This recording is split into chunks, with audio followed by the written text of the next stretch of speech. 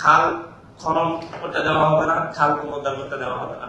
যদি এগুলো পুনরুদ্ধার করতে চাই, পুনরুদ্ধার করার জন্য যাই সরকার, তাহলে সেক্ষেত্রে একটা দাঙ্গা লাগার পরিবেশ তৈরি হয়ে যায়।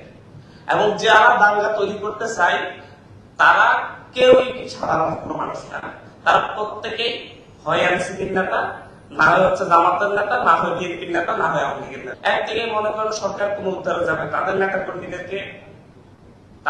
কর্মীদেরকে রাজি করানো যাচ্ছে আমরা খাল পুনরুদ্ধার করবো, এই দোকানপাটগুলো ভাঙবো। সেই জায়গায় কি হবে, ওই যে সাধারণ মানুষের ম্যান্ডেট পেতে হবে। এই পৌরসভার ধরুন হচ্ছে অ্যাবাউট 20% ভোটার এইরকম ব্যবসা বাণিজ্যের সাথে জড়িত, এই দোকানপাটগুলোর সাথে জড়িত কোনো না কোনো ভাবে। সুতরাং এরা একটা নেতৃত্ব খুঁজবে, তখন সেখানে নেতৃত্ব দেওয়ার জন্য এসে দাঁড়িয়ে যাবে হয়তো এনসিপি কেউ একজন, এইভাবে পুনর্বাসন ব্যতীত খাল খনন করতে দেওয়া হবে না, খাল পুনরুদ্ধার করতে দেওয়া হবে না।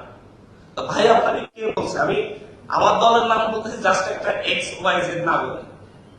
বাংলাদেশের বাস্তবিক পরিস্থিতিটাই এটা।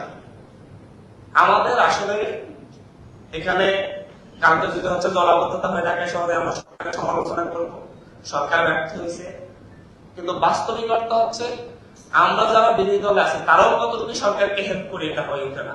প্রত্যেকেই প্রত্যেকটা জায়গায় রাজনৈতিক মানে নিজস্ব রাজনীতির কারণে, নিজস্ব ম্যান্ডেটের জন্য কোনটা সত্য কোনটা মিথ্যা তার পক্ষে তার নিশ্চিত না হয়ে যেই দিকে জনবল বেশি সেই দিকে এসে দাঁড়ায় যায়, এবং এটাকে বলো পপুলিস্ট রাজনীতি। আরএফএল SWR পাইপই মাপে যা বলে তাই দেয়। RFL SWR pipe and fittings.